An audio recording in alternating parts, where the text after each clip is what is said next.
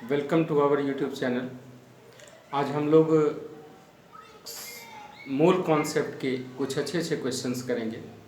उनको आप ध्यानपूर्वक पढ़ें, इसको फिर से प्रैक्टिस करें तो ये क्वेश्चन आपको याद हो जाएंगे। पहला क्वेश्चन है, देखिए, द नंबर ऑफ मॉलिक्यूल्स। पहला क्वेश्चन है, the number of molecules, the number of, question number 1, the number of molecules, the number of molecules present in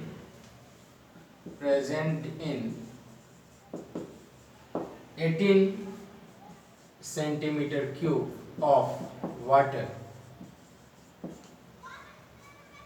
if the density of water is 1 gram per centimeter cube।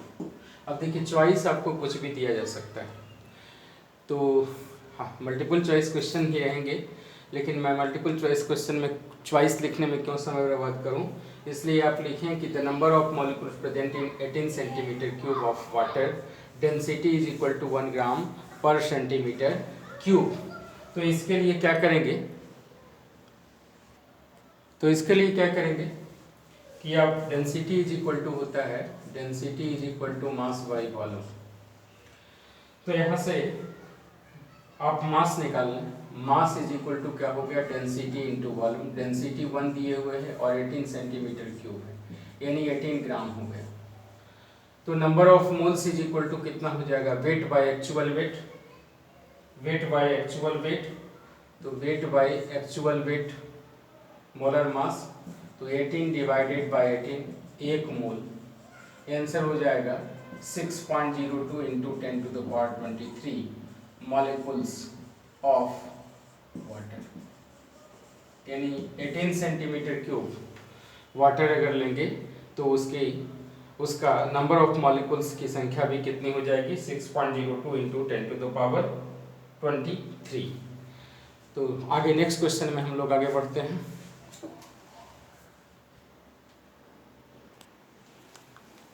Question number 2 में हम लोग आते हैं।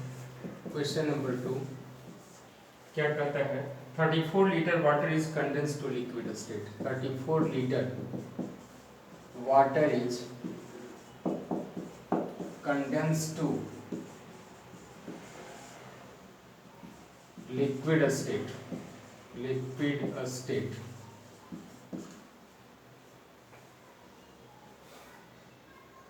calculate the total volume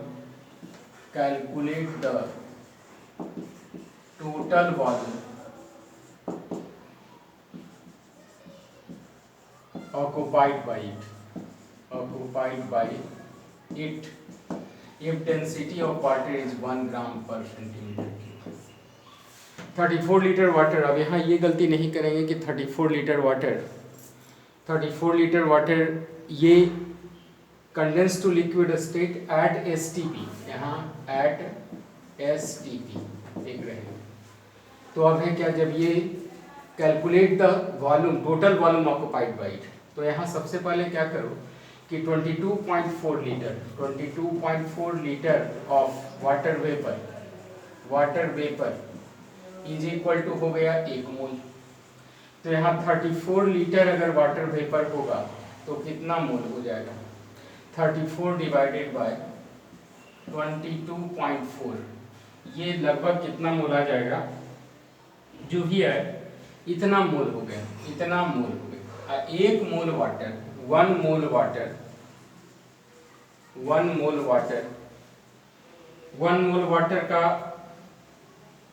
mole water अगर है ये, अगर 1 मोल water का है वो करेंगे 34 लीटर वाटर इतना मोल। अब यहाँ मास निकालो, मास ऑफ वाटर कितना हो जाएगा, तो मास ऑफ वाटर निकालने के लिए क्या करेंगे, नंबर ऑफ मोल्स को मोलर मास से मल्टीप्लाई कर देंगे, मोल्स इनटू मोलर मास। तो ये क्या हो जाएगा हमारा मास ऑफ वाटर। तो नंबर ऑफ मोल्स हो गया 34 divided by 22.4 into 18 molar mass of water. तो ये मास ऑफ वाटर हो जाएगा कितना मास ऑफ वाटर आ गया ये, और डेंसिटी इज इक्वल टू क्या होता है, मास बाय वॉल्यूम। तो यहाँ से वॉल्यूम पूछ रहा है, calculate the total volume occupied. तो यहाँ से वॉल्यूम इज इक्वल टू क्या निकालेंगे, मास बाय डेंसिटी। मास हो गया कितना 34 divided by 22.4 into 18 divided by 1। ये वॉल्यूम आ जाएगा, वॉल्यूम आ जाएगा आपको 26.96 नहीं 27 लीटर के आसपास। ये 27 लीटर के आसपास 27 लीटर इसके आंसर हो जाएंगे। आप इसको वही अच्छी तरीके से देख लें, 27 लीटर इसके आंसर हो जाएंगे। अब नेक्स्ट क्वेश्चन में हम लोग आगे बढ़ेंगे। क्वेश्चन नंबर 3 देखिए। क्वेश्चन नंबर 3 कह रहा है क्या, a gaseous mixture contain, a gaseous mixture contains methane and ethane, methane and ethane in equimolecular proportion, in equimolecular proportion, in equimolecular proportion. Calculate the weight of, calculate the weight of 2.24 liter of 2.24 liter of this mixture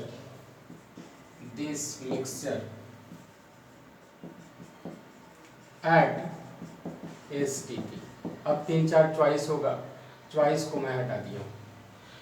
तो gaseous इक्विमोलिकुलर mixture है methane और ethane का, जिसका volume दिए हुए 2.24 litre. STP पर अगर 22.4 litre रहता तो 1 मोल रहता, ये 2.24 लीटर है तो इसका मतलब कितना हो गया 0.1 मोल हो गया।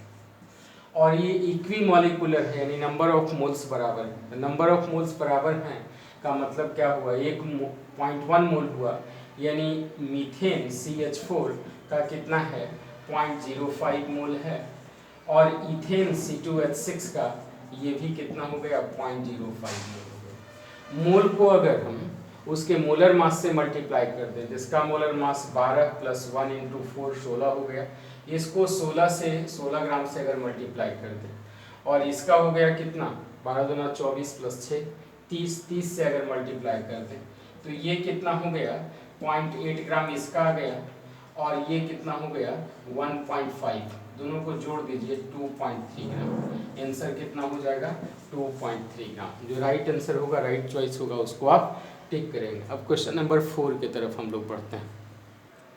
क्वेश्चन नंबर 4 देखिए कि if the isotopic distribution of, if isotopic distribution of, if isotopic distribution of C12 and C14 is 98% and 2%, मतलब C12 है 98%, C14 है 2%, then number of C12 atom, then calculate the number of C12 atoms in 14 gram of carbon, 14 gram of carbon. देखिए बड़ा अच्छा question है, इस तरह का क्वेश्चन और दूंगा। तो अब देखिए आइसोटोप के चलते उनके मास में अंतर आता है। मास फ्रैक्शन, एटॉमिक मास अगर फ्रैक्शनल है तो इसका मतलब क्या है आइसोटोप के चलते हैं। यहाँ क्या कह रहा है कि if isotopic distribution of C12 and C14 is 98% 2%, calculate the number of C12 atoms in 14 gram of carbon. कैसे इसको बनाएंगे, तो यहाँ आप इसको करने के लिए क्या करें कि C12 एटम्स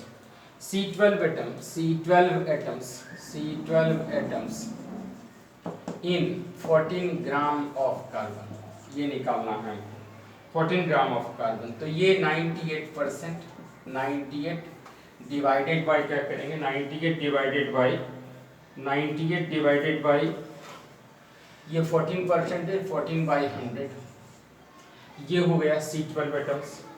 ये आ गया आपको 13.72 ग्राम, 13.72 ग्राम। अब यहाँ क्या कह रहा है कि number of atoms in number of C12 atoms, C12 atoms in 14 gram of carbon, number of C12 atom in 14 gram of carbon आप निकाल लिए, तो नंबर ऑफ C12 एटम्स कितना हो जाएगा 13.72 डिवाइडेड बाय 13.72 डिवाइडेड बाय 12, ये हो गया नंबर ऑफ मोल्स, और इसको Na से मल्टीप्लाई कर दीजिए, यानी 13.72 divided by 12 into 6.02 into 10 to the power 23, ये आ जाएगा 6 पॉइंट, आंसर आप कैलकुलेट करोगे 6.885 इंटू 10 टू द पावर 23 के आसपास। तो ये हो गया क्वेश्चन नंबर 4। अब क्वेश्चन नंबर 5 पर हम लोग डिस्कस करेंगे। फिफ्थ क्वेश्चन है कि how many years it would take to spend Avogadro number of rupees at the rate of 10 lakh rupees per second. अगर कोई 10 लाख रुपया पर सेकंड खर्चा कर रहा है तो कितना साल उसको लग जाएगा खत्म करने। तो टोटल रुपीज कितना है, टोटल रुपीज है आपके पास 6.02 इंटू 10 टू द पावर 23, और रेट क्या है, रेट है रुपीज 10 लाख, मतलब 10 टू द पावर 6 पर सेकंड। अब एक साल में आप निकाल लीजिए कि रुपीज स्पेंट पर ईयर कितना होगा, रुपीज स्पेंट पर ईयर कितना हो जाएगा, पर ईयर कितना 10 टू द पावर कितना 36 कितना, ये 10 टू द पावर 6 रुपीज, और फिर हो गया कितना 60 आवर 60 मिनट, और फिर हो गया कितना ये 24 डेज 24 आवर्स 60 मिनट 60 सेकंड, और ये हो गया कितना 365 डेज, इतने रुपए पर सेकंड। तो अब देखो कि 10 to the power 6 rupees in 1 year, 10 to the power 6 rupees कितने हो रहे हैं, इतने रुपीज एक ईयर में, इतने rupees 10 to the power 6 into 60 into 60 into 24 into 365, ये एक साल में। तो 10 टू द कितना 6.02 into 10 to the power 23 rupees है, ये कितने साल में, तो 6.02 into 10 to the power 23 divided by 10 to the power 6 into 60 into 60 into 24 into 365 कर दीजिए, ये अप्रॉक्सीमेटली ये आपके वैल्यू आएगा 1.9 इंटू 10 टू द पावर